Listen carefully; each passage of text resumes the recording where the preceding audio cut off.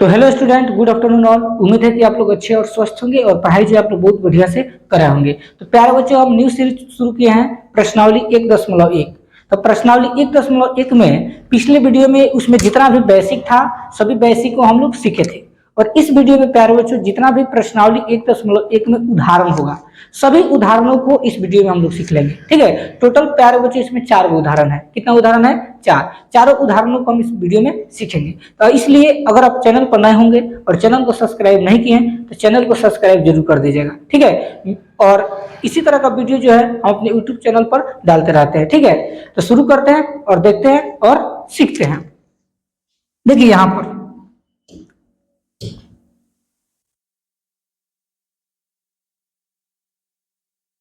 देखिए यहाँ पर प्रश्नावली लिखा है 1.1। ठीक है, और 1.1 में उदाहरण नंबर हम लोग 1 को सीखेंगे। ठीक है, उदाहरण नंबर 1 क्या करें? देखो, 4052 और 12576 का HCF निकालना है। क्या निकालना है प्यारे बच्चों? HCF। HCF को हम लोग हिंदी में क्या बोलते हैं? मौसा बोलते हैं। याद रखना, क्या बोलते हैं प्यारे बच्चों? मौसा। ठीक है, यानी 4052 और 12576 का क्या निकालना है प्यारे बच्चों? HCF यानी मौसा निकालना है। लेकिन कौन सा विधि से? तो यूक्लिड विभाजन एल्गोरिथम का प्रयोग करके ज्ञात करना है। ठीक है, यानी जो आपको HCF निकालना है, जो आपका मौसम निकालना है, उसको जो है आप लोग यूक्लिड विभाजन एल्गोरिथम का प्रयोग करके बनाना है। जो आप लोग बचपन में सीखे उसका प्रयोग बिल्कुल नहीं करना है। ठीक है, क्योंकि 10th क्लास है।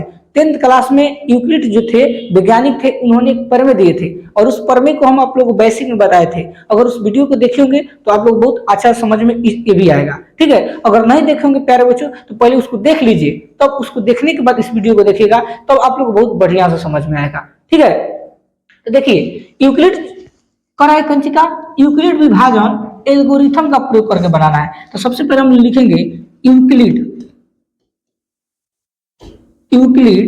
विभाजन एल्गोरिथम। यूक्लिड विभाजन एल्गोरिथम से। ठीक है, तो यूक्लिड विभाजन एल्गोरिथम क्या कहता है प्यारे बच्चों? यह कहता है A बराबर BQ प्लस R। याद रखना। ठीक है, A बराबर BQ प्लस R, ये जो है यूक्लिड विभाजन एल्गोरिथम का प्रमेय है, यानी सूत्र है। ठीक है, A बराबर BQ प्लस R। अब सर कहोगे सर A क्या होता है? ठीक है, तो देखो जो इसमें सबसे बड़ी संख्या होता है वही आपका A होता है। तो 12576 क्या हो जाएगा? आपका बड़ी संख्या। लिखेंगे 12576 बराबर के चिन्ह देंगे। जो B होता है छोटा संख्या होता है 4052, तो लिखेंगे 4052। ठीक, अब देखो बनेगा कैसे प्यारे बच्चों? यहाँ पर Q की जगह पर ऐसी संख्या लिखकर गुना करना है 4052 में कि या तो 12576 है या इससे कम है। इसे आपको ज्यादा कभी भी नहीं मंगाना है। ठीक है, 4052 में ऐसी संख्या से गुना करना है जिसको गुना करने के बाद 12576 है या इससे कम है। ठीक है, देखते हैं हम लोग। तो देखो अलग रफ में क्या करना, 4052 में पहले देखो यहाँ पर हमको 12 चाहिए। तो देखो 4 3 12, अगर हम 3 से लगा रहे हैं, ध्यान समझिए। देखो 3 दूनी 6, 3 पर से 15 के 5, हरसिल 1, 0 में 3 से गुना करेंगे 0, एक हरसिल 1 हो जाएगा, और 4 3 12। देखो 12100 से कितना हो गया बच्चों? 56। और यहाँ पर देखो 12576 है। तो देखो इससे कम आ रहा है कि नहीं आ रहा है? आ रहा है ना। अगर 2 से गुना करोगे तो ढेर कम आ जाएगा, तो ढेर कम नहीं बनाया जाता बच्चों। आप लोग भाग जब सीखते हैं, जैसे मान लो 2 में हमको 7 से भाग देना होता है, तो क्या करते हैं? 2 के पावर पड़ते हैं तो 7 है या 7 से कम है, तो क्या करते हैं? 3 बार में 3 दूनी 6 आता है, तो 7 में 6 1 बचता है ना। तो यही चीज इसमें भी करना है प्यारे बच्चों। तो Q की जगह पर कितना हो जाएगा? आपका 3 हो जाएगा, 3 लिख देंगे। ठीक, प्लस है तो प्लस। अब देखो R का मतलब होता है शेष, यानी 12576 तो हमको मंगाना था, लेकिन इतना नहीं आया, इससे कम आया। कितना आया? 12156 है। तो 12576 में से क्या कीजिएगा? 12156 को क्या करते हैं? घटा देते हैं। ठीक है, तो 12156 को क्या कर दीजिए? घटा दीजिए। 0 में से 0 गया 0, 7 में से 5 गया 2, 5 में से 1 गया 4 हो जाएगा, 2 2 कट जाएगा, 1 1 कट जाएगा, यानी शेष कितना बचेगा बच्चों? 420। तो R की जगह पर यहाँ कितना हो जाएगा? 420 होगा। ठीक है, तो यहाँ पर क्या लिख देंगे? 420 लिख देंगे। ठीक, अब देखो इसके आगे। अब देखो यहाँ पर 4052 प्लस 3 गुने 3 प्लस 420 है। अब 4052 है ना, ये आपका A का रूप धारण कर लेगा, तो इसको उठाकर यहाँ पर रख देंगे। 4000 कितना? 52 बराबर के चिन्ह देंगे। जो R है प्यारे बच्चों अब B का रूप धलेगा, तो यहाँ हो जाएगा 420, फिर यहाँ गुना का चिन्ह। अब यहाँ पर ऐसी संख्या से गुना कीजिए 420 में, या तो 4052 है, इसे कम है, ठीक है। इसे कभी भी आपको ज्यादा नहीं मंगाना है, ठीक है। तो देखो 4020 में अगर 10 से गुना करोगे तो बेसी कितना हो जाएगा, बेसी हो जाएगा, क्योंकि यहाँ पर हो जाएगा 42,000, हमको 40,000 मंगाना है, ठीक, 4000 मंगाना है। तो हम क्या करते हैं, 420 में अगर 9 से गुना करते हैं, देखो कितना आता है, 0 के 0, 9 दूनी 18, 18 के 8, हार से कितना होता है 1, और 9 चौका 36 से खर्च लिया 37, यानी 3780 आ रहा है। कितने बार प्यारे बच्चों, 9 बार में, ठीक। तो देखो इससे कम आ रहा है कि नहीं आ रहा है, तो यहाँ लिखेंगे 9 और प्लस, अब शेष कितना आएगा, तो 4052 टोटल है, ठीक। और 9 से जब गुना किए तो कितना है, 3780, तो 3780 क्या कीजिए, घटा दीजिए, तो 2 में से 0 गया 2, 5 में से 8 नहीं घटेगा तो हार से लेंगे, तो इसके पास 0 है, तो यहाँ से लेगा 10, जब देगा तो 15, 15 में से 8 गया 7, जब हार से गया कितना बचा 9, 9 में से 7 गया 2, और 3 3 कट जाएगा, यानी 2 से कितना बच गया 72, यानी 272 प्यारे बच्चों क्या बच गया, शेष बच गया, यानी 272 लिख दीजिए। अब क्या करेंगे, फिर 420 उठकर प्यारे बच्चों यहाँ पर आ जाएगा, तो यहाँ हो जाएगा 420 बराबर 272 है, तो लिख देंगे 272, ठीक। अब देखो 272 में अगर 2 से गुना होगा तो 400 कुछ हो जाएगा, बेसी हो जा रहा है, इसका मतलब किससे लगेगा, 1 से, तो 1 लिख दीजिए प्लस। अब देखो 420 में से 272 को क्या करेंगे बच्चों, घटाएंगे, ठीक। तो हार से लेंगे 10 में से 2 गए 8, जब हार से हैं कितना बचा 1, 1 में से 7 नहीं घटेगा तो हार से लेंगे 11, 11 में से 7 जाएगा तो कितना बचेगा 4, जब हार से तो 3, 3 में से 2 गया 1, 1 से कितना मिल गया 48, ये लिख दीजिए 148, ठीक। अब 272 है उसको यहाँ पर लिख देंगे 272 बराबर के चिन्ह, और 148 प्यारे बच्चे यहाँ पर आ जाएगा 148। अब गुने, अब देखो 148 में ऐसी संख्या से गुना करो कि 272 है या 272 से कम है, ठीक। तो देखो 148 में हम 2 से गुना करके देखते हैं कितना आता है, तो 2 8 16 के 6 हारसिल 1, 4 दूनी 8 खर्च लिए 9, और 2 में 1 से गुना करेंगे 296 आ रहा है, हमको कितना मंगाना बच्चों 272, तो देखो ज्यादा रहेगा नहीं, इसका मतलब 1 से लगेगा, 1 से, तो 1 लगा दीजिए प्लस, तो 148 में 1 से गुना होगा तो 148 होगा, तो अब 272 में से हम क्या करेंगे 148 को कम करेंगे, ठीक। तो हार से लेंगे 12, 12 में से 8 जाएगा तो कितना बचेगा 4, जब हार से गया कितना बचा 6, 6 में से 4 गया 2 बचा ना। अब देखो यहाँ 2 बचा है, 2 में से गया 1, 1 से कितना गया बच्चों 24, यहाँ प्लस में लिख दो 124, ठीक।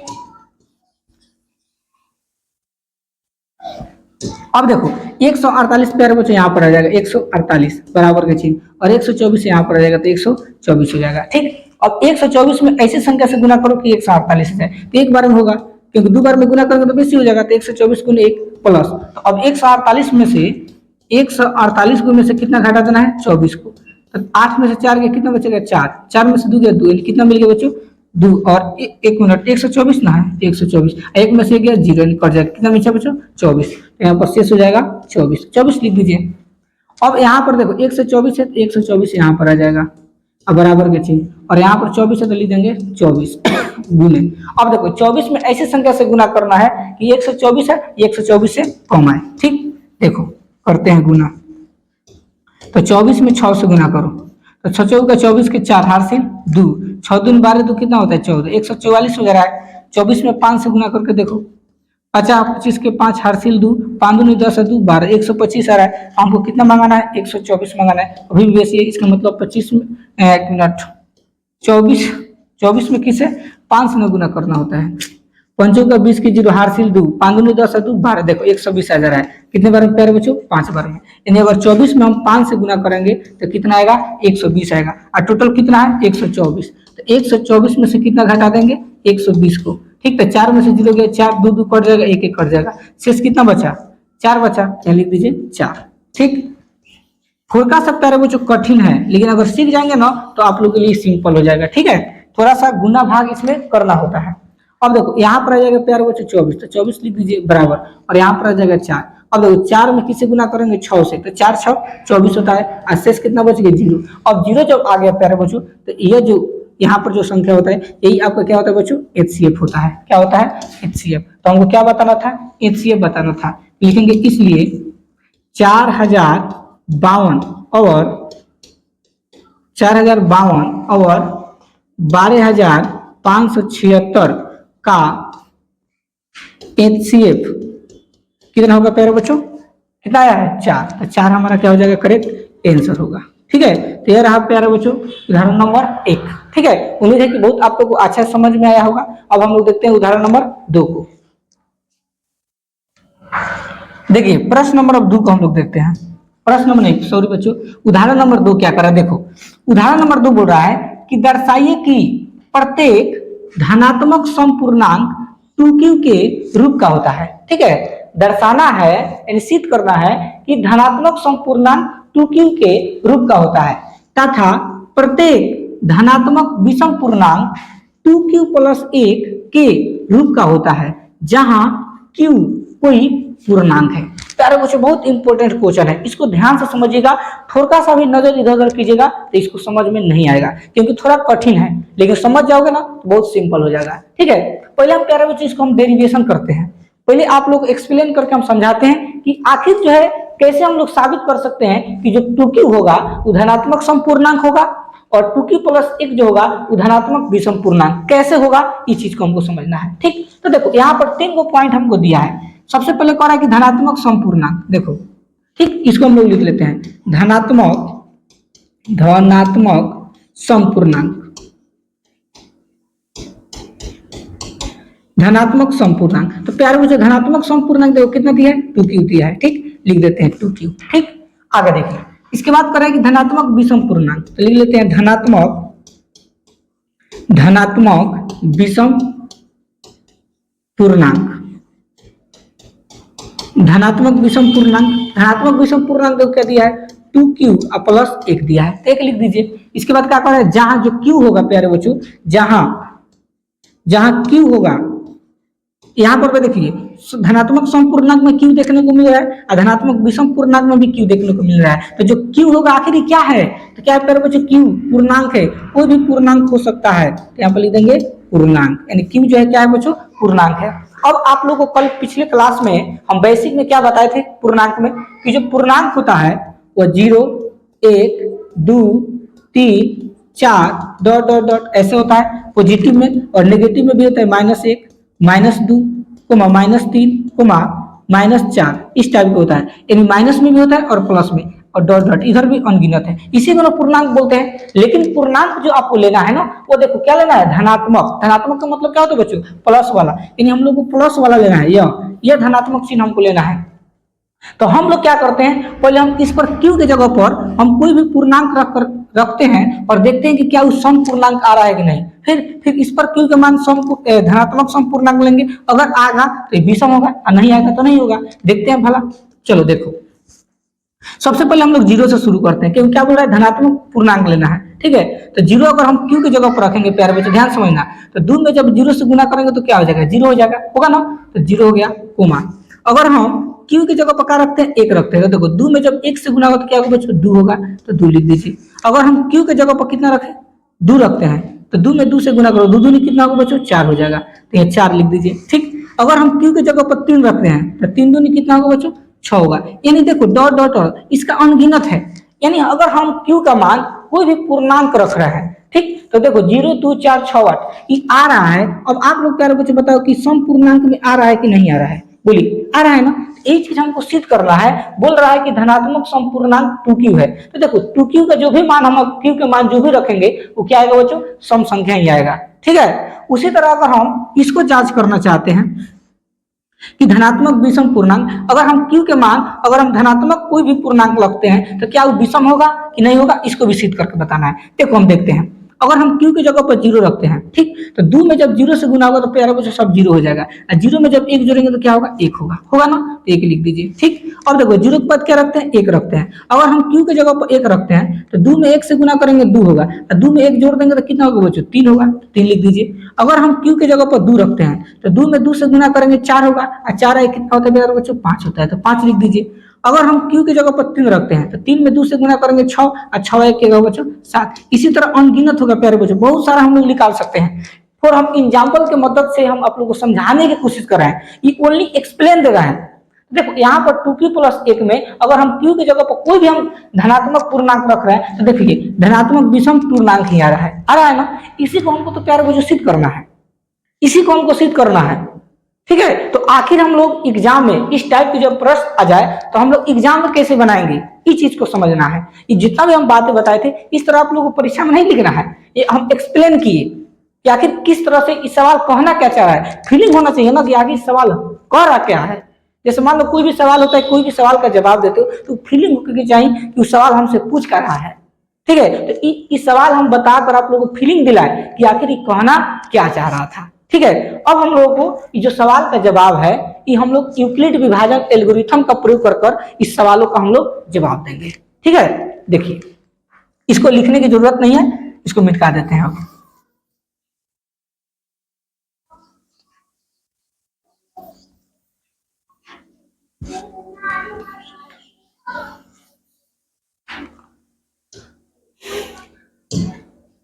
देखिए अब हम इसको जवाब देते हैं कैसे बनेगा।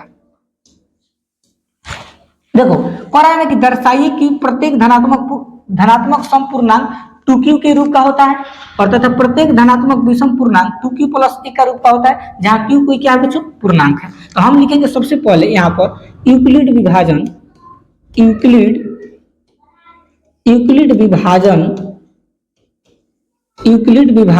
एल्गोरिथम से, ठीक है, यूक्लिड विभाजन एल्गोरिथम से। तो आप लोग यूक्लिड जो वैज्ञानिक थे उन्होंने अपने सूत्र में क्या बताए थे, उन्होंने बताया कि जो ए होगा वो बी क्यू प्लस आर के क्या होता है बच्चों, बराबर होता है। यानी ए बराबर बी क्यू प्लस क्या होता है बच्चों, आर होता है, इन्हें बताए थे। और इसमें जो है हमको प्रूफ करना है प्यारे बच्चों, तो एक और बात बताए थे कि जो जीरो होता है प्यारे बच्चों, जो जीरो, ठीक है, वो आर का मतलब शेष होता है। यानी जो जीरो होता है, यानी जो शेष होगा वो जीरो और किसके बीच में होता है, बी के बीच में होता है प्यारे बच्चों, ठीक है। यानी जो आर का मान होना चाहिए वो जीरो और बी के बीच में होना चाहिए, ठीक है। किसने कहा प्यारे बच्चों, यूक्लिड विभाजन एल्गोरिथम का है। तो इसको हमको सिद्ध करना है, इसलिए पूरा चीज को लिखना है। लेकिन जब आपको खाली मौसम निकालना हो तो उसमें आपको लिख देना ए बराबर बी क्यू प्लस आर, ठीक। अब हम लोग जानते हैं प्यारे बच्चों इसमें बी का मान कौन होगा, ठीक है। तो ध्यान से देखोगे तो धनात्मक सम पूर्णांक में देखो प्यारे बच्चों क्या आ रहा है, 2q आ रहा है ना। और धनात्मक विषम पूर्णांक में देखो प्यारे बच्चों क्या आ रहा है, 2q प्लस 1 आ रहा है ना। तो देखो q के बगल में यहाँ पर प्यारे बच्चों क्या है, 2 है, और यहाँ पर देखो q के बगल में प्यारे बच्चों क्या है, 2 है, ठीक। और इसको भी ध्यान से देखिए प्यारे बच्चों, q के बगल में क्या है, b। इसका मतलब क्या समझ में हमको आ रहा है कि जो q के बगल वाला होगा वो जो भी संख्या होगा वो b का मान होगा। किसका मान होगा प्यारे बच्चों, बी का मान होगा। तो क्यू के बगल में कितना है, 2 है, इसका मतलब जो दो होगा कौन सी का मान है, बी का मान है। तो यहाँ पर लिखेंगे हम लोग कि माना कि जो बी होगा वो कितना होगा प्यारे बच्चों, 2 होगा। जो बी का मान होगा कितना होगा, 2 होगा, ठीक। अब लिखेंगे ए। अब ए का मान हम लोग जानते हैं, तो ए का मान, अब देखो जब बी का मान 2 है तो बी की जगह रख देंगे तो क्या हो जाएगा बच्चों, 2q हो जाएगा, और प्लस आर है तो क्या हो जाएगा बच्चों, आर हो जाएगा, होगा ना। अब इसको हम लोग क्या करेंगे, समीकरण ए का नाम दे देंगे, ठीक है। इसको समीकरण ए के नाम दे देना है, ठीक। अब देखो समीकरण जब ए के नाम देंगे तो यहाँ फिर कोमा लिखिए, देखो जीरो है ना तो जीरो लिख दीजिए, फिर आर है तो आर लिख दीजिए, फिर बी। अब देखो बी का मान क्या है मुझे, कितना है, देखो बी की जगह पर कितना है, 2 है, यहाँ पर 2 होगा। यानी जो आर का मान होगा, यानी जो शेष होगा वो जीरो और कितने के बीच में होना चाहिए, आर के बीच में होना चाहिए। तो आपको यहाँ पर लिखना पड़ेगा कि जो आर होगा, जो आर वो किसके बीच में होगा बच्चों, जीरो हो सकता है, 1 हो सकता है, लेकिन 2 नहीं होगा, क्योंकि देखो 2 के यहाँ पर एरो के निशान नहीं है प्यारे बच्चों। अगर एरो के निशान नहीं है इसका मतलब जीरो का आपको लेना है, और जीरो के बाद 1 आता है उसको रखना है, 2 आपका नहीं होगा, ठीक है। 2 आपका क्या होगा बच्चों, नहीं होगा, ठीक। बोलो यहाँ तक किसी को लड़का लड़की को कोई दिक्कत है, नहीं ना है। अब देखो अब हम लोग क्या करेंगे, प्रूफ करने की कोशिश करते हैं, ठीक। प्रूफ कैसे करेंगे, देखो सबसे पहले हम लोग केस फर्स्ट बनाएंगे। केस फर्स्ट का मतलब क्या होगा कि यदि लिखेंगे, यदि आर का मान क्या रखेंगे, 0। यदि आर बराबर 0 हो तो क्या होता है, ठीक है। यानी आर का मान अगर हम 0 रखते हैं तो क्या रिजल्ट आता है, ठीक। लिखेंगे समीकरण 1 से, ठीक। तो देखो समीकरण 1 में क्या बच्चों, ए बराबर 2q प्लस आर है, लिख दीजिए ए बराबर 2q प्लस आर, बराबर के चिन्ह। अब देखो 2q, तो 2q है तो 2q लिख दीजिए प्लस आर। अब देखो आर का मान कितना करा रखने के लिए, 0, तो 0 रख दीजिए। अब देखो 2q में 0 जोड़ेंगे तो क्या होगा बच्चों, 2q होगा, ठीक। अब 2q जो मिला बच्चों वो a का मान है।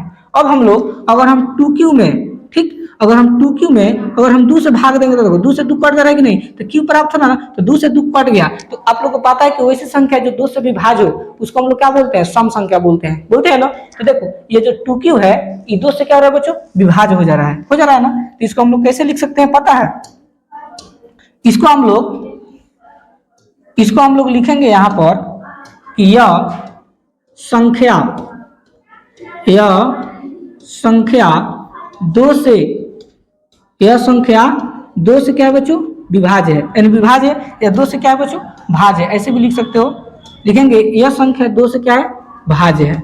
ठीक, लिख देंगे यह संख्या 2 से भाज्य है। जब यह संख्या 2 से भाज्य, इसका मतलब क्या होगा कि जो 2q होगा प्यारे बच्चों, वो क्या होगा, एक 2q जो होगा वो धनात्मक क्या होगा बच्चों, समपूर्णांक होगा। तो लिखेंगे 2q धनात्मक 2q जो होगा धनात्मक समपूर्णांक है। ठीक है, इसी को हमको सिद्ध करना था, पूर्णांक है। ये आपका क्या होगा बच्चों, प्रूवेड हो गया। ठीक है, एक हम प्रूव करती है। अब हमको दूसरा क्या प्रूव करना है बच्चों, कि धनात्मक विषम पूर्णांक 2q + 1 होगा चाहिए, यही ना। अब हम लोग लिखेंगे केस नंबर 2, केस नंबर कितना प्यारे बच्चों, 2। ठीक, अब यहाँ पर लिखेंगे यदि r बराबर क्या रखेंगे, अब देखो r का मान क्या होगा बच्चों, 0 और 1, तो 0 तो हम रख कर यहाँ पर देख लिए, अब क्या रखेंगे 1, तो लिखेंगे यदि r बराबर 1 हो तो ठीक है, यदि r का मान 1 हो तो अब क्या होगा बच्चों, तो लिखेंगे समीकरण 1 से, तो समीकरण 1 क्या है बच्चों, देखो a बराबर 2q + r, तो लिख देंगे a बराबर 2q + r।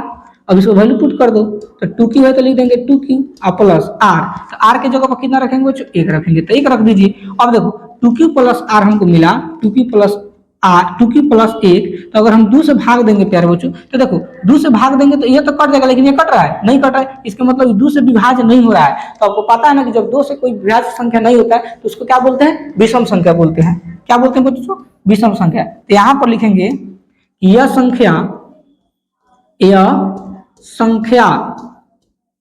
2 से भाज्य नहीं है, 2 से भाज्य नहीं है, 2 से भाज्य नहीं है का मतलब कि 2 से नहीं कट रहा है, 2 से भाज्य नहीं है, इसलिए 2q +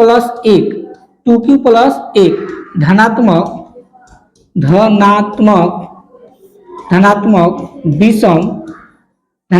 विषम पूर्णांक है, धनात्मक विषम पूर्णांक है। ठीक है, प्रूवेड हो गया। ठीक, आपका सिद्ध हो गया। तो इस टाइप से बच्चों आप लोग को एग्जाम में बनाना है, आप लोग का 1 नंबर भी गलत नहीं होगा। ठीक, अब हम लोग देखते हैं उदाहरण नंबर 3 को। चलिए देखते हैं अब उदाहरण नंबर 3 को। ठीक, देखिए उदाहरण नंबर 3 प्यारे बच्चों कह रहा है क्या, कह रहा है कि दर्शाइए कि एक धनात्मक विषम पूर्णांक 4q + 1 या 4q + 3 के रूप का होता है जहां q एक पूर्णांक है। ठीक है बच्चों, सेम टू सेम वही सवाल है बच्चों, कुछ चेंजिंग नहीं है, बस यहाँ पर सम संख्या हटा दिया है, यहाँ पर खाली क्या दी थी बच्चों, धनात्मक विषम पूर्णांक दिया है। 4q + 1 और 4q + 3 को हमको सिद्ध करके बताना है कि क्या यह धनात्मक विषम पूर्णांक है कि नहीं है। तो हम लोग वही उपयोग करेंगे। सबसे पहले प्यारे बच्चों क्या लिखेंगे, यूक्लिड। ठीक है, लिखेंगे यूक्लिड विभाजन, यूक्लिड क्या होता है बच्चों, यूक्लिड विभाजन एल्गोरिथम में होता है, तो लिखेंगे यूक्लिड विभाजन एल्गोरिथम। ठीक है, यूक्लिड विभाजन एल्गोरिथम से। ठीक, इसका सूत्र प्यारे बच्चों क्या होता है, a बराबर bq + r।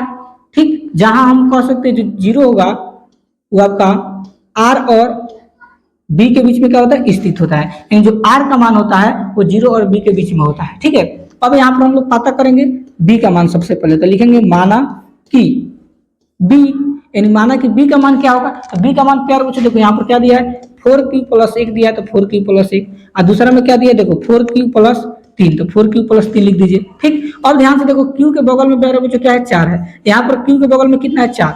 आपको पता है देखो q के बगल में क्या होता है, b होता है, इसका मतलब b का जो मान होगा कितना होगा बच्चों, 4 होगा। तो यहाँ लिखेंगे माना कि b बराबर कितना हो जाएगा बच्चों, 4 हो जाएगा। ठीक, तो यहाँ पर bq बराबर क्या लिख देंगे, 4 लिख देंगे।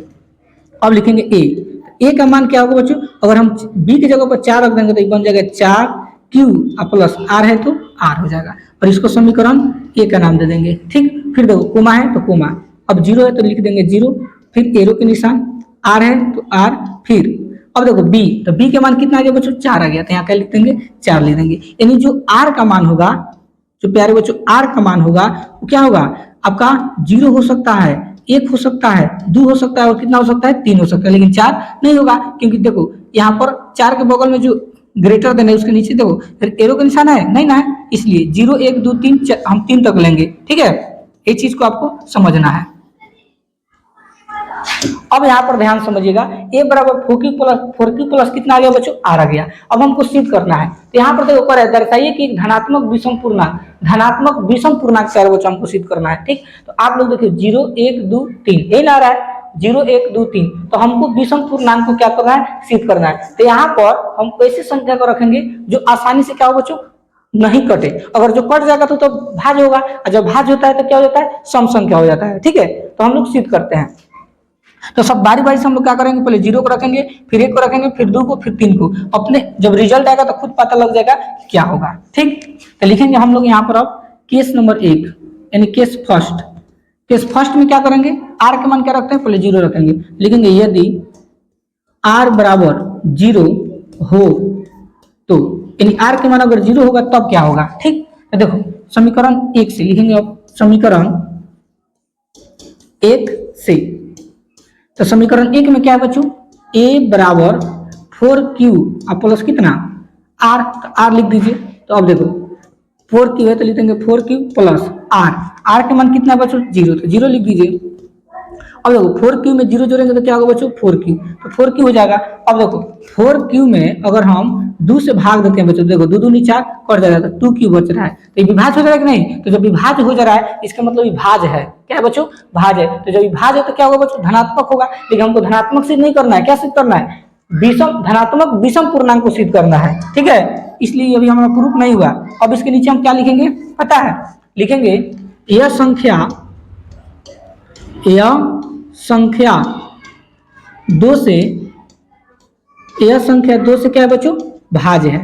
ठीक, यह संख्या 2 से क्या है बच्चों, भाज्य है, जब भाज्य है तो क्या हो जाएगा बच्चों, जो 2q है 4q होगा, लिखेंगे इसलिए 4q क्या हो जाएगा, 4q जो होगा ये धनात्मक, लिखेंगे 4q धनात्मक सम पूर्णांक है, धनात्मक सम पूर्णांक है।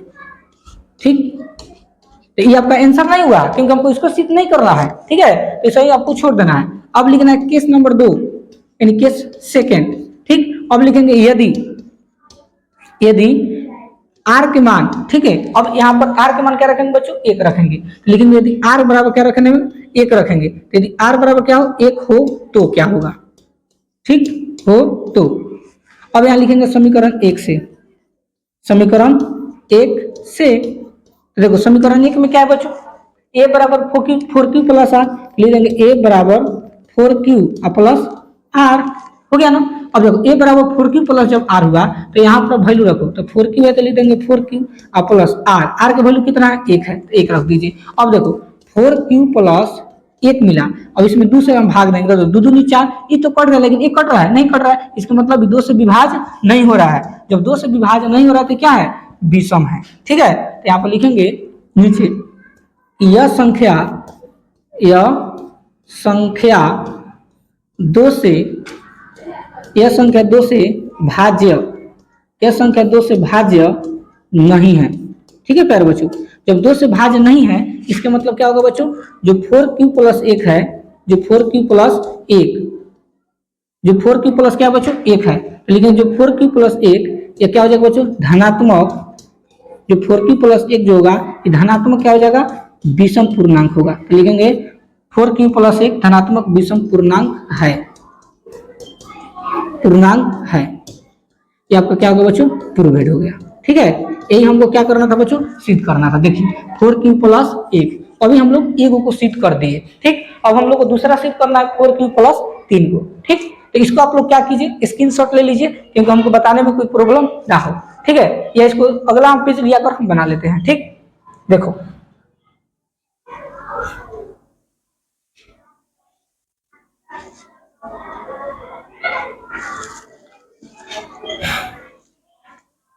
तो अब हम लोग लिखेंगे प्यारे बच्चों केस नंबर 3, ठीक है, यानी केस 3। देखो केस 3, अब केस 3 में देखो क्या करेंगे, लिखेंगे यदि, अब यहाँ पर आर के मान क्या रखेंगे बच्चों, देखो 0 रख लिए, 1 रख लिए, अब आर के मान क्या रखेंगे 2, तो लिखेंगे यदि आर बराबर 2 हो तो क्या होगा, ठीक। अब लिखेंगे समीकरण 1 से, तो समीकरण 1 से, समीकरण 1 में क्या था बच्चों, ए बराबर 4q प्लस आर है ना था। अब इसको सॉल्व करो, 4q है तो लिख देंगे 4q प्लस आर का वैल्यू कितना है 2 है, तो 2 लिख दीजिए, ठीक। अब देखो 4q प्लस 2 है, अब इसको क्या कीजिए, भाग दीजिए 2 से, तो देखो 2 दूनी 4 और 2 दूनी 4 कट देना दोनों, देखो दोनों कट जा रहा है, का मतलब क्या है बच्चों, भाज है, क्या है, भाज है। तो इसको हम क्या लिखेंगे, यह संख्या 2 से, यह संख्या 2 से क्या है बच्चों, भाज्य है, ठीक है, यह संख्या 2 से क्या है, भाज्य है, इसलिए 4q प्लस 2 जो होगा, 4q प्लस 2 ये क्या होगा बच्चों, धनात्मक समपूर्णांक होगा, ठीक है, धनात्मक समपूर्णांक है, तो लिख देंगे धनात्मक समपूर्णांक है, और इसको हमको प्यारे बच्चों सिद्ध नहीं करना है, ठीक है, लिखेंगे इसलिए। अब केस 3, ठीक है, केस 3, अब केस 3 में क्या होगा, लिखेंगे यदि आर बराबर 0 भी रख लिए, 1 भी रख लिए, 2 भी रख लिए, अब क्या रखेंगे बच्चों 3, तो लिखेंगे यदि आर बराबर 3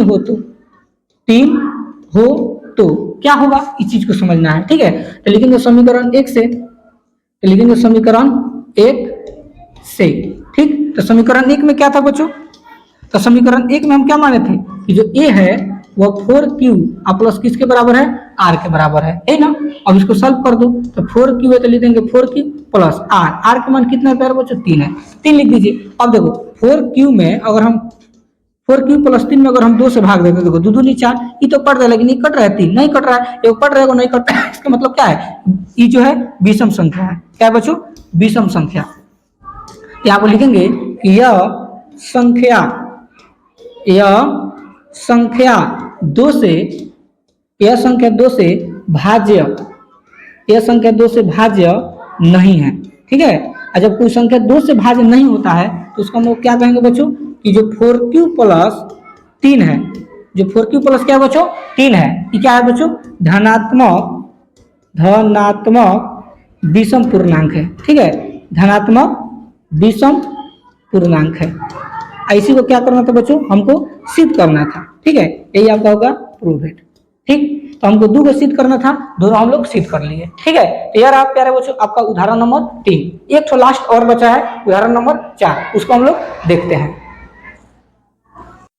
देखिए उदाहरण नंबर 4 क्या कर रहा है, ध्यान समझिएगा। उदाहरण नंबर 4 कर रहा है कि एक मिठाई विक्रेता के पास 420 काजू की बर्फियां, ठीक है, यानी एक दुकानदार है उसके पास 420 काजू की बर्फियां है, ठीक है, और 130 बादाम की बर्फियां है। 130 जो बर्फियां पंजीका बच्चों बादाम की बर्फियां है, वह इनकी ऐसी ढेरियां बनाना चाहती है कि प्रत्येक ढेरी में बर्फियों की संख्या समान रहे तथा ये ढेरियां बर्फी की परात में न्यूनतम स्थान घेरे। इस काम के लिए प्रत्येक ढेरी में कितनी बर्फियां रखी जा सकती है। प्यारे बच्चे कैसे परात है, ठीक है, इसमें लाइन से क्या करना है बच्चे, ऐसे बर्फी को सजाना है, ठीक है। तो ऐसे ऐसे जब सजाएंगे तो कितने पंक्ति में यानी कितने लाइन में प्यारे बच्चे सब बर्फी क्या होगा बच्चों, यानी सज जाएगा, इस चीज को बताना है। तो जानते हैं क्या करेंगे, इसमें हम लोग को कुछ नहीं करना है, बहुत सिंपल है। आपको क्या करना है, 420 को, ठीक है, 420 और किसको 130, ठीक है, इन 420 और 130 का क्या निकाल देंगे, एचसीएफ निकाल देंगे, ठीक है। एचसीएफ अगर निकाल देंगे आप लोग तो मालूम चल जाएगा कि प्रत्येक ढेरी में कितनी बर्फियां रखी जाएगी, ठीक है। तो हम लोग क्या बनाएंगे, यूक्लिड विभाजन प्रमेय का लगाएंगे, लिखेंगे यूक्लिड विभाजन एल्गोरिथम से, यूक्लिड विभाजन एल्गोरिथम से। तो देखो यूक्लिड विभाजन एल्गोरिथम क्या कहता है, इसका सूत्र होता है ए बराबर बी क्यू प्लस 8 ये ना होता है। अब देखो हम क्या बोले, एक आपको क्या बोले कि दोनों संख्या में जो बर होता है वही आपका ए होता है, तो ये हो जाएगा आपका 420। ठीक है, अब देखो बी क्या होगा बच्चों, छोटी संख्या, तो लिख दीजिए 130। अब यहाँ पर 130 में ऐसी संख्या से गुना करना है कि या तो 420 है या 420 से कम है। तो प्यारे बच्चों अगर हम 130 में अगर हम 2 से गुना करते हैं, देखो तो 0 में 2 से गुना करेंगे 0, 2 3 6 और 2 में 1 से गुना करेंगे 260 हो गया। हमको 420 मंगाना है। अगर हम 130 में अगर हम 3 से गुना करते हैं, तो 3 में 0 से गुना होगा 3, 3 3 का 9 और 3 में 1 से गुना होगा 3, 3 से कितना होगा बच्चों 90। 4 से अगर गुना होगा तो बेसी हो जाएगा, इसका मतलब 3 से लगेगा, तो 3 से हो जाएगा। अब प्लस, अब देखो जब 130 में 3 से गुना किया तो कितना आ गया बच्चों, 390 आ गया। तो अब 420 में से क्या करेंगे, 390 को क्या कर देंगे, घटा देंगे। ठीक है, तो देखो 0 में से 0 गया 0, 2 में से 9 नहीं घटेगा तो हार से लेंगे 12, 12 में से 9 जाएगा तो कितना बचेगा 3, जब हार से गया तो 3 3 3 क्या होगा, कट जाएगा, कितना मिल गया 30, तो प्लस में क्या हो जाएगा बच्चों 30 हो जाएगा। अब देखो इसके आगे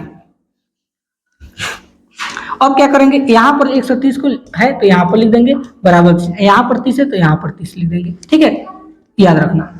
अब क्या करेंगे, 30 में किस संख्या से गुना करोगे कि 130 आ जाए, आपको सोचना है। ठीक है, ये 130 से कम है, तो देखो 30 में अगर हम 4 से गुना करते हैं प्यारे बच्चों, देखो 4 3 12, तो 1 से कितना आएगा 20 आएगा, तो यहाँ पर लिख देंगे गुने 4 प्लस। अब देखो 30 में जब 4 से गुना किया तो 120 आएगा, तो 130 में से 120 घट जाएगा तो कितना बचेगा 10, तो 10 हमारा शेष हो गया, यानी आर का वैल्यू हो गया।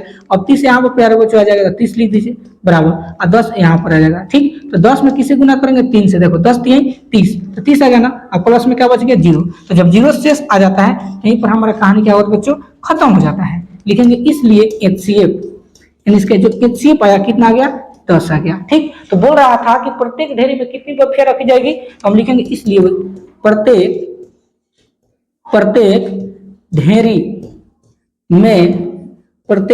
ढेरी में 10 बर्फियां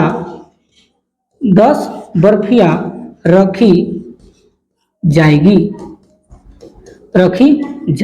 ठीक है, और इसी के साथ प्यारे बच्चों आप लोग का उदाहरण जो है समाप्त हो गया। ठीक है, यानी उदाहरण में जितना भी प्रश्न था आपका क्या होगा बच्चों, कंप्लीट हो गया। ठीक, अगला जो वीडियो लेकर आएंगे बच्चों उसमें हम लोग प्रश्नावली को सीखेंगे। अगर अभी भी चैनल को सब्सक्राइब नहीं किए तो प्लीज चैनल को सब्सक्राइब जरूर कर दीजिएगा। मिलते हैं नेक्स्ट टॉपिक के साथ, तब तक के लिए धन्यवाद।